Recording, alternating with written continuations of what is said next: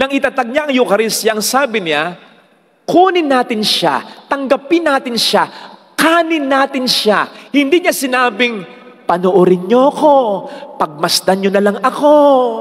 Ang sabi niya, kanin natin siya. Kapag online, hindi talaga makukumpleto ang misa. Pwede ka bang kumatok sa screen pag communion na at sabing, mangungumunyon ako. Anong kasi sa dako? Kaya kailangan pumunta ka dito. Father, paano naman ako nakasigurado na si Kristo talaga sa misa ang tinatanggap ko? Pangalawang sagot na simpleng sagot din. Yun ang sabi niya. Nang dampuntin niya ang tinapay, ang sabi niya, ito katawan ko. Nang kunin niya ang kalis na may alak, ang sabi niya, ito dugo ko. Wala kang makikita sa Biblia na sinabi ng Panginoong Hesukristo, ito alak, ito tinapay, simbolo lang ito ng katawan at dugo ko. No! Ang sabi niya, ito ako. Patunay yung Ebanghelyo ngayon kung mapapansin po ninyo, na iskandalo ang mga tao dahil sa mga pananalitang ito. Pero, did Jesus back down? Sinabi ba niya sa mga na-iskandalo, teka, masyadong literal ang interpretasyon ninyo. Hindi ganyan ang ibig sabihin ko. Did Jesus say that?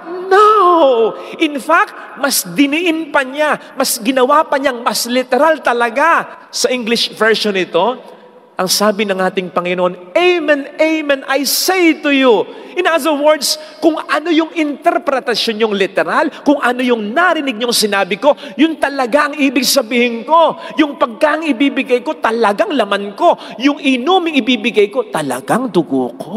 Sa ayaw nyo at sa maniwala kayo o hindi, dito. Now, naisip ko yung naisip ninyo. Pwede ang naisip niyo, Father, naniniwala naman ako pero ang nalalasahan ko, tinapay pa rin naman. Of course. Matanong ko po kayo, kung ang tatanggapin ba natin mamaya ay lasang katawan talaga ng tao, itsura ng laman ng tao, may dugo-dugo pa, pipila ka? I-search mo nga, mamaya, wag ngayon. I-google mo. Eucharistic miracles. Tatambad sa iyo doon ang iba't ibang mga himala na mula noon hanggang ngayon ay hindi maipaliwanag ng siyensya na yung banal na osya ay naging itsura na laman talaga ng tao. Kaya kung gugustuhin ng Diyos, pwede naman eh. Ang tanong, kaya mo? Ready ka? Alam ng Panginoong baka mandiri tayo. Kaya't ang binabago niya ay hindi naman talaga yung lasa, yung itsura, kundi yung esensya. Ang essence yung katuturan, yung kalikasan. Ang essence ng tinapay ay yung pagiging tinapay niya. Ano man ang hugis niyan, ano man ang lasa niyan, tinapay yan. Ang essence ng alak ay yung pagiging alak niya. Ano man ang kulay niyan, alak yan.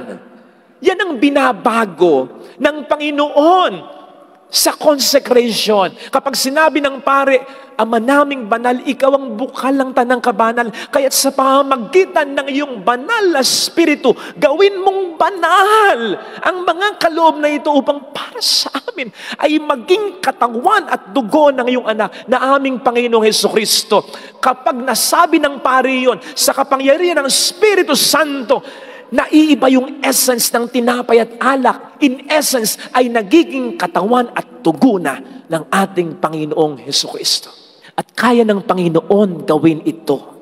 Easy lang para sa Kanya ito.